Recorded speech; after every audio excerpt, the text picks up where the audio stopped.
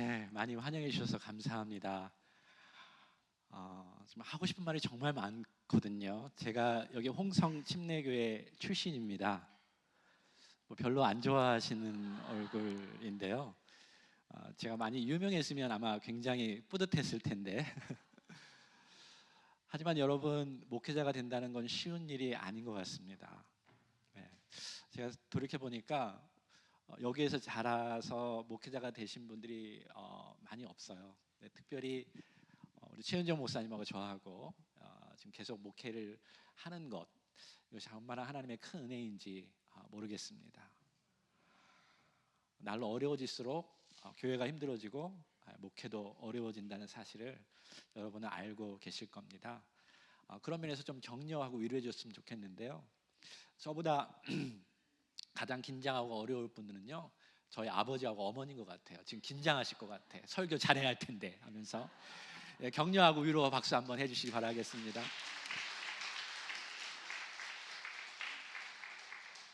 그리고 저희 교회에서는 조그맣기 때문에 아내하고 자녀에 대한 자랑을 한 번 한 적이 없어요. 박수를 받아본 적이 없어요.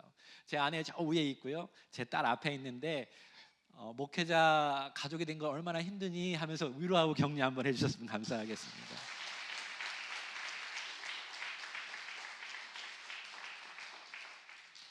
네, 힘듭니다. 우리 사모님은 어디 계신가요? 여기 안 계신 것 같아요.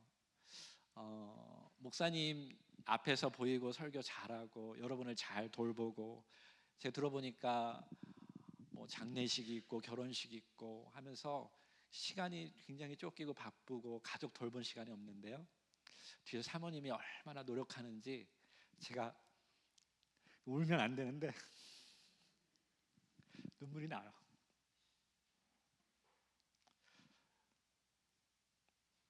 우리 사모님 기억하면서 감사합니다. 한 박수 한번 쳐주시겠습니까?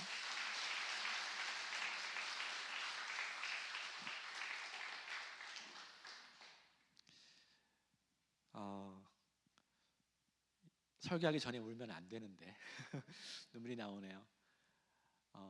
하고 싶은 말 정말 많아요. 제가 이 자리에서, 이쪽 자리에서 제가 항상 앉아 있었었고요, 또 성가대는 제일 끝자리에서 제가 베이스도 하고 있었는데 여러분 얼굴 보니까 너무나 반갑고 좋습니다.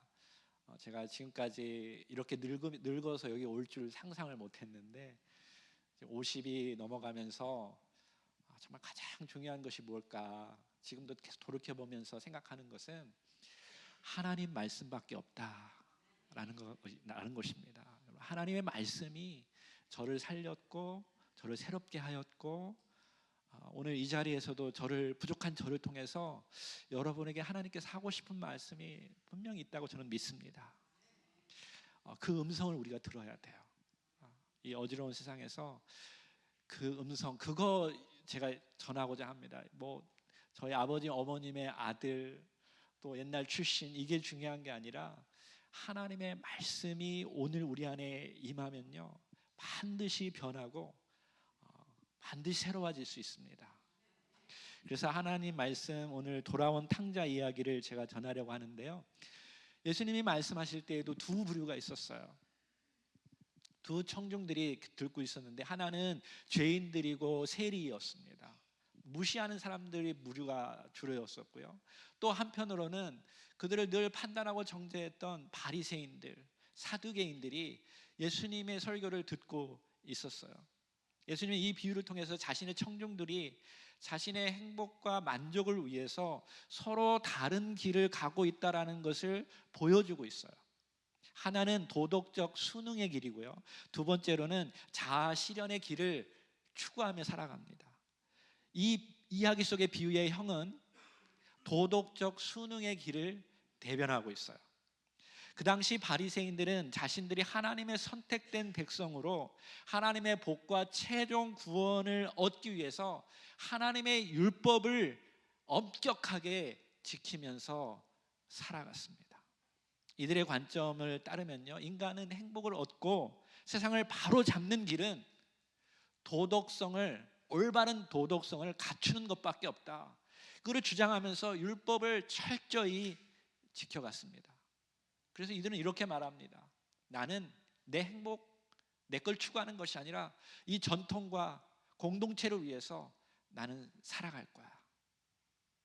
두 번째, 비유 속의 동생은 자아 실현, 자아 발견의 길을 걷고 있는 사람들을 대변하고 있습니다.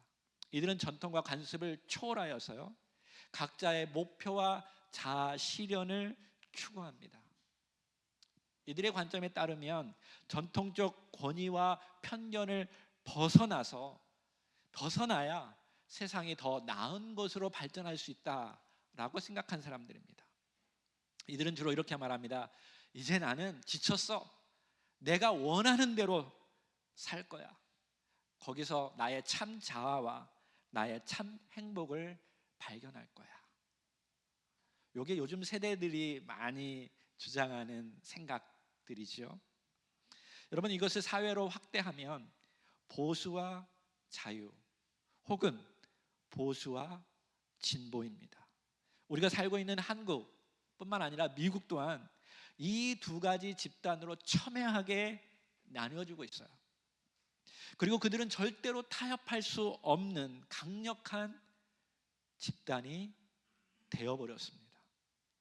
근데요, 교회는 이 두 성향의 사람들을 끊임없이 다루고 있었습니다. 과거도 그렇고요, 지금도 그렇고요, 앞으로도 그러할 것입니다.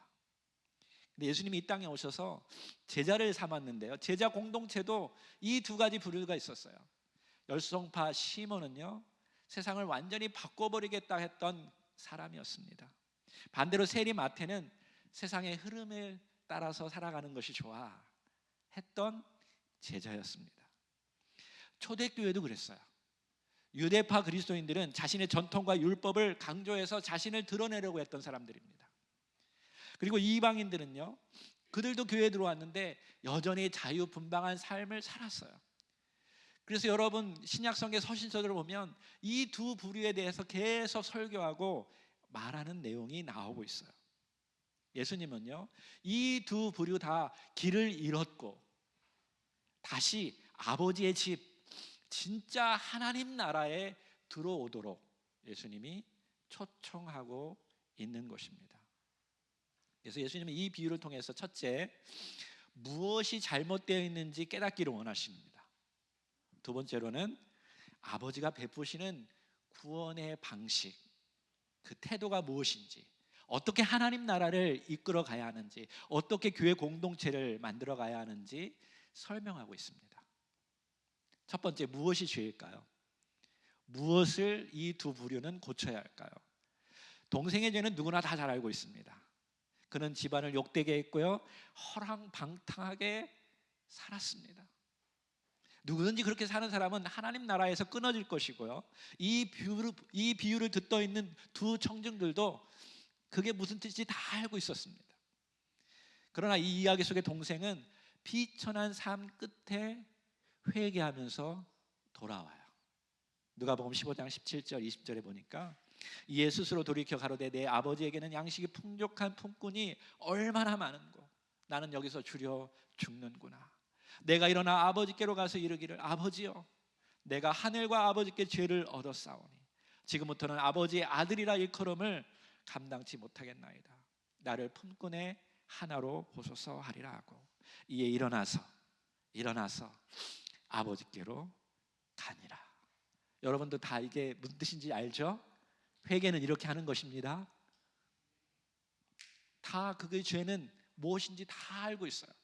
근데 문제는 맏아들입니다. 그는 아버지께 철저히 순종했고요, 하나님의 명령에 순종한 사람입니다. 그런데 이야기꾼인 예수님은요, 이 방탕한 둘째 아들은 집 안으로 들어오게 했고 반대로 첫째 아들은 멀어진 상태로 내어버려 둡니다. 맏아들은 멀리서 아버지가 동생에게 해준 이야기를 듣습니다. 키스도 하고요, 옷도 입혀주고 반지도 끼워주고, 다시 말해서 신분을 다시 상승시켜 주었어요. 그리고 잔치까지 막 벌이니까 지금 난리 났습니다. 못된 아들은 아버지의 집에 들어와서 잔치를 벌이고 있고요, 착한 아들은 밖에서 분노하고 있어요. 창녀들과 놀아난 아들은 아버지의 사랑을 받고 있고요, 도덕적으로 올바른 사람은 오히려 아버지로부터 지금 멀어지고 있어요. 이 이야기를 듣고 있던 바리새인들이 어땠을까요? 기가 막혔습니다. 자신들의 생각, 자신들이 추구하는 삶과는 완전히 반대되는 내용이에요. 근데 예수님은 단순히 거기서 이야기를 끝내지 않습니다. 형이 그 잔치에 들어오지 않는 이유에 대해서 밝혀요. 누가복음 15장 29절에 보니까 내가 아버지의 명령을 어긴 적이 없다. 그가 아버지의 잔치에 들어갈 수 없는 이유는 그의 죄가 아니라 그의 의로움 때문입니다. 형은 분명히 이렇게 생각했을 거예요. 창녀와 노란한 녀석은 반드시 처벌해야 돼. 아버지를 모욕한 것도 잘못했고 아버지의 재산을 다 낭비한 것도 다 죄야. 최소한 종살이를 시켜서 자기가 무엇을 잘못했는지 느낄 수 있는 시간이 필요해. 그래서 더 이상 어느 누구도 그처럼 행동하지 않도록 맛보기를 보여줘야 돼. 그러니 아버지의 모든 처사가 잘못된 거야. 여러분, 이것이 맞는 말입니까? 맞는 말입니까? 아닙니까? 제가 어려운 질문 했나요? 맞죠? 맞는 말이에요. 그럼 무엇이 잘못됐나요? 무엇이 잘못되었나요? 모든 판단의 기준이 자신에게 있는 거예요. 그래서 자신의 의로움으로 누구까지 판단하냐면 하나님까지 판단해요. 하나님까지도 내가 통제하려고 합니다. 왜 당신이 이런 세상을 만드냐고. 결국 하나님의 자리에 서는 것이요, 큰 죄예요. 근본적인 죄예요. 사단이 교묘하게 하와를 유혹할 때 아주 핵심적인 말을 했는데, 네가 그것을 먹는 날에는 너의 눈이 밝아져서 누구와 같이? 하나님과 같이 되어 선악을 알게 될 것이다. 판단의 자리에 서게 된다는 거예요. 자기가 선악을 알고 자기가 기준이 된다는 것입니다. 이것이 잘 보이지 않는 문제예요. 근본적인 문제예요. 하나님의 뜻과 정면적으로 대치되는 거예요. 근데 어떻게 율법에 근거해서 율법대로 정의롭게 판단하는 것이 죄가 되나요? 아버지의 핵심적인 뜻을 몰라서 그래요. 아버지의 핵심적인 뜻은 무엇이냐면 죄인을 구원하는 것입니다. 죄인을 구원하는 거예요. 죄인들을 판단하고 정죄하고 심판하고 죽이는 것이 아버지의 목적이 아니에요. 죄인들을 구원하여서 하나님의 자녀로 회복되어서 기쁘고 행복하게 사는 것이 아버지 하나님의 뜻입니다. 율법으로는 거기까지 갈 수가 없어요. 이렇게 살아라 저렇게 살아라, 이게 맞다 저렇게 맞다 말하는 것으로는 사람이 변할 수 없어요. 회복될 수 없어요. 오직 예수 그리스도의 보혈만이 우리를 하나님의 자녀로 만드는 것을 믿으십시오. 예수님은 율법을 무시하고 죄를 없앤 것이 아니라 율법대로 우리의 죄의 대가인 죽음을 대신 치루심으로 우리를 구원하시고 우리의 죄를 없애주셨습니다. 그래서 예수님의 관심은 우리 모두가 그 사랑을 알고 하나님의 자녀가 되는 거예요. 형의 방식에 또 다른 문제가 있습니다. 그것은 하나님의 뜻과 정면적으로 대치되는데요, 형은 화가 난 채로 이렇게 말했습니다. 누가복음 15장 29절에 보니까 내가 여러 해 동안 아버지를 섬겼다라고 말합니다. 헬라 원문의 둘루오라는 단어는 종처럼 섬긴다는 말을 뜰 때 사용되어져요. 종은 의무적으로 일하지 않으면 어떻게 되죠? 밥을 굶깁니다. 때립니다. 음식을 주지 않습니다. 그래서 종은 두려움 때문에, 의무감 때문에 일을 합니다. 그리고 재산에 대한 보장이 없기 때문에 미래가 늘 불안합니다. 그러나 자녀는 어떻습니까? 부모의 명령을 어기면 혼은 나지만 굶기지는 않습니다. 옛날에는 좀 굶겼던 것 같은데, 재산을 안 주겠다라고 협박은 하지만 사실은 재산 다 줍니다. 그죠? 일반적이에요. 물려받은 재산 때문에 걱정하지 않습니다. 그래서 자녀는 어떻게 사냐면 사랑과 기쁨으로 살아갑니다.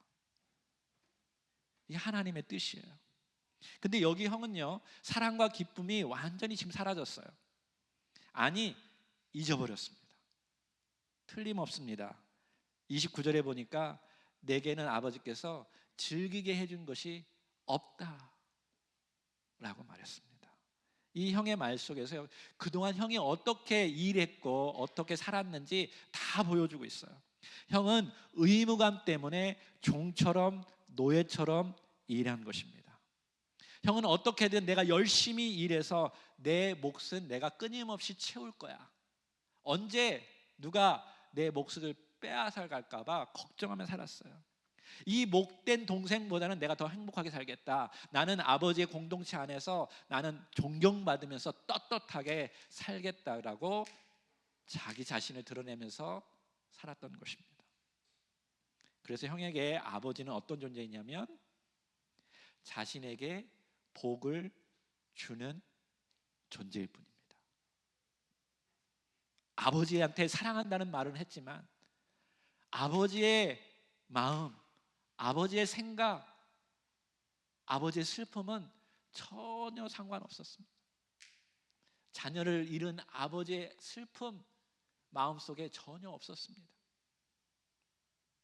가족만이 느끼는 사랑과 행복, 그 신비를 완전히 잃어버렸습니다. 다시 말해서 그는 열심히 기도하고 열심히 일을 했지만 아버지의 마음과 멀리 떨어진, 정말로 잃어버린 자식이었습니다.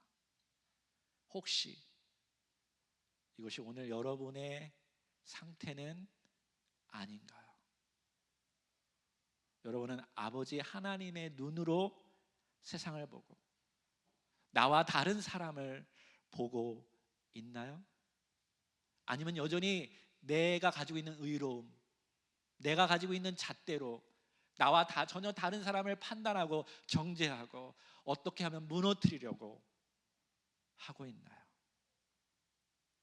이제 아버지께서 베푸시는 구원의 방식, 어떻게 이 둘을 하나의 가족으로 만들어 가고자 하는지, 세상은 다 포기한 두 그룹으로 나눠서 살게 하는, 늘 싸우며 살게 하는 이 두 그룹을 어떻게 하면 하나의 가족으로 만들고자 하는지 그걸 한번 살펴보기로 합니다.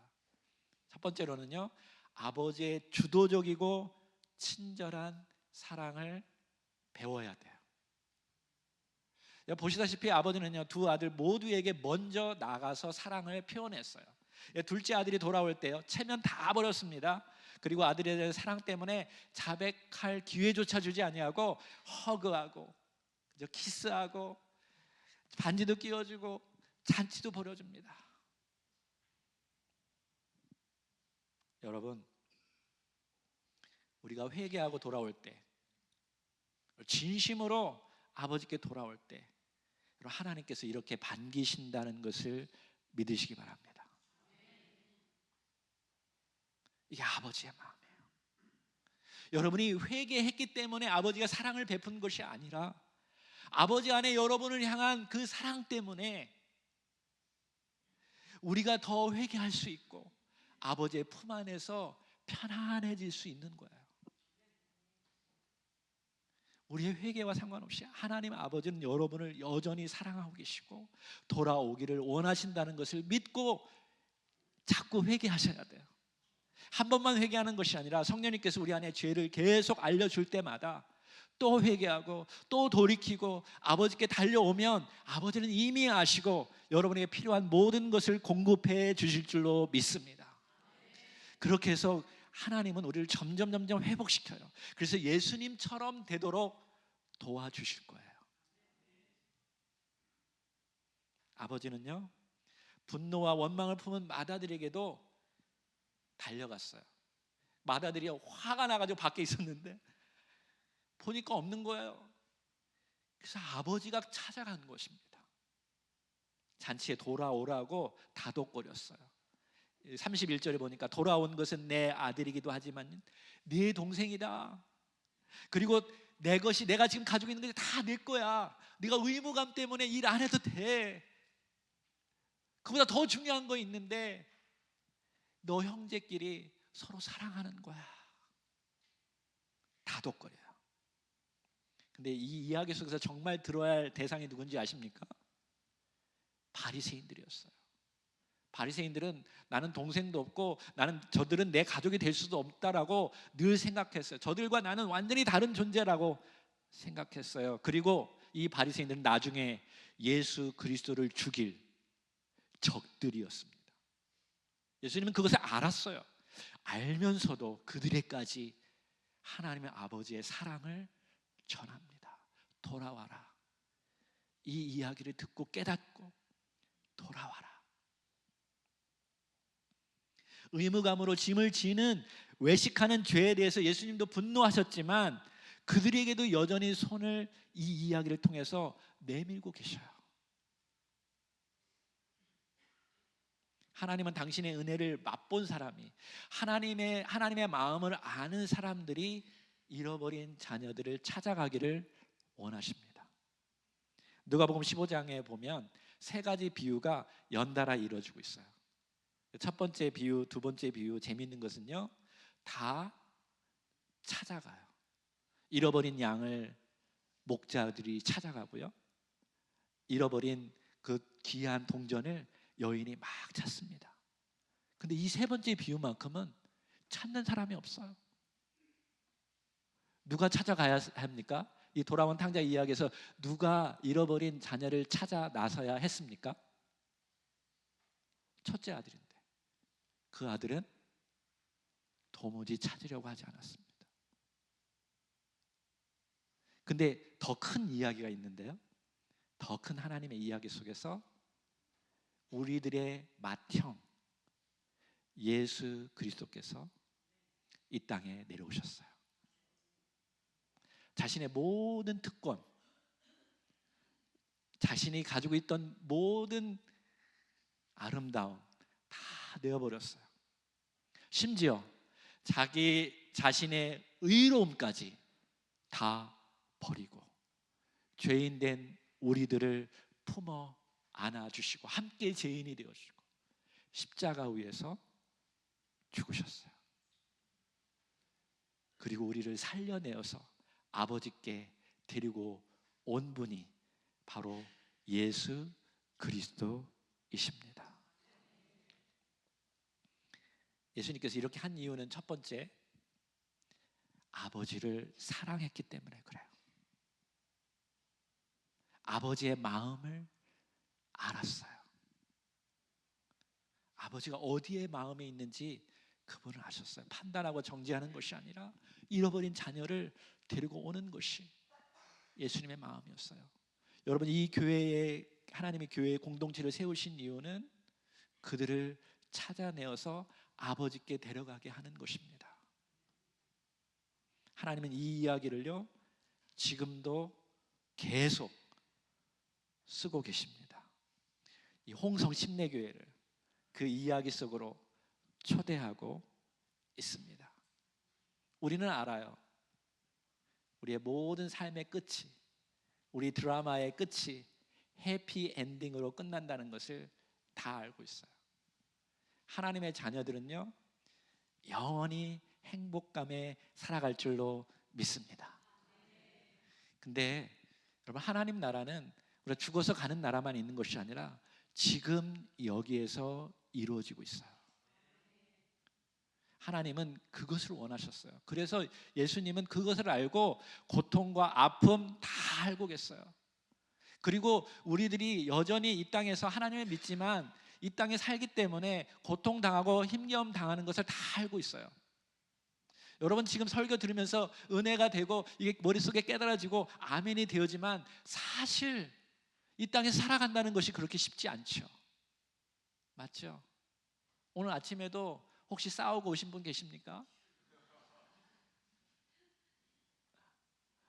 별일 다 있어요. 특별히 은혜 받고 집에 돌아갈 때 그 차 안에서 싸워가지고 그날 은혜를 다 까먹는 경우 얼마나 많습니까? 순간순간 질병이 오고 어려움이 오고 힘겨움이 와요. 근데 제가 처음에도 얘기했듯이 가장 중요한 것은 하나님의 말씀이에요. 하나님의 말씀이 들어오면 하나님 반드시 회복시켜 주십니다. 그래서 저는 매일 아침마다 혹은 일주일의 첫 날이 주일이잖아요. 가장 중요하게 여기는 것이 뭐냐면 먼저 하나님으로부터 오는 것들을 내가 충만히 갖고 있는 거예요. 이거 없으면 계속 지치고 힘들어지고 어려워지는데요. 성령의 9가지 열매 중에서 첫 3가지 이거 다 얘기하지 않겠어요? 걱정하지 마세요. 이제 거의 끝났어요. 첫 3가지가 뭘까요? 사랑과 기쁨과 평화예요. 이거는 하나님과의 관계 속에서 오는 열매예요. 그래서 사랑은요 아가페 사랑인데 하나님의 무한하신 사랑을 계속 부어주셔요.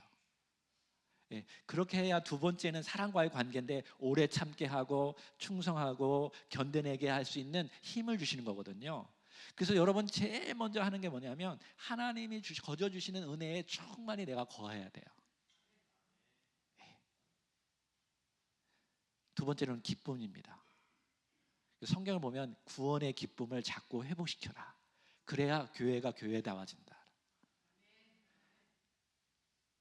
우리 주님은요 계속 기쁨을 줘요. 너희들이 서로 사랑하는 것이 내 기쁨이다. 계속 기쁨 얘기하는데요. 하나님의 원래 창조하신 세상 에덴 동산은요 그 이름의 뜻이 무엇인지 알죠? 기쁨이라는 의미예요. 에덴은 원래 사람이 기뻐하기를 원해요. 여러분 누군가 옆에서 기쁘면 힘이 솟죠.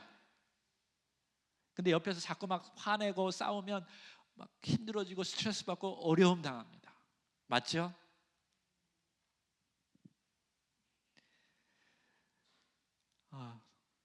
제가 하고 싶은 얘기 많지만 요 한 얘기 더 하겠습니다. 예수님은 아버지처럼 온유하게 설득하기를 원하셔요. 형에게 동생의 소중함을 일깨워주고 가족임을 알려줍니다. 그래서 형이 주도적으로 동생을 만나서 화해하기를 원하시죠. 저도 여러분에게 부드럽게 설득하기를 원합니다. 마지막으로요. 지금 옆 사람을 한번 바라보십시오. 연습하겠습니다. 째려보지 마시고 옆 사람을 한번 바라보세요. 짝이 없는 분은 앞뒤 사람 바라봐도 됩니다. 그 사람은 당신의 원수가 아닙니다. 하나밖에 없는 가족이죠. 또 주 안에서 형제 자매입니다. 하나님께서 만드신 형상이에요. 이거 반드시 알아야 돼요. 그동안 내가 당신을 몰라 뵀습니다 라고 서로 한번 이야기해 보십시오. 시작.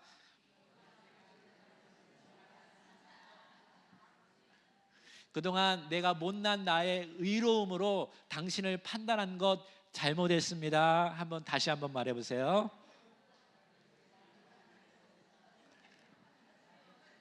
너무 어렵지요? 그냥 쉽게 합시다. 미안합니다 하세요. 미안합니다. 그리고 사랑합니다. 31절 다 같이 한번 읽어봤으면 좋겠는데요. 이거 읽겠습니다. 제가 읽을게요. 아버지가 이르시되 예 너는 항상 나와 함께 있으니 내 것이 다 내 것이다. 여러분 하나님 아버지께서 여러분의 한 분 한 분에게 말합니다. 내가 가지고 있는 모든 것이 다 내 것이다. 내가 가장 중요한 내 아들까지 다 너한테 주었어. 그러니 영원한 생명도 줄 것이고 내가 가지고 있는 영원한 지혜도 줄 것이고 나의 영까지 너에게 부어주마. 여러분, 우리는 죽어도요, 가장 나쁜 시나리오는 죽어도 천국 가요. 얼마나 좋습니까? 세상 보험 없어도 돼요. 우리는 다 가진 존재예요. 내가 다 주었으니까 이제 아버지가 원하는 일 해보지 않겠니? 사랑해라, 위에서 기도해라. 이 교회가 그렇게 내가 세운 교회다. 그러한 교회가 되기를 주의 이름으로 축원합니다. 기도하겠습니다.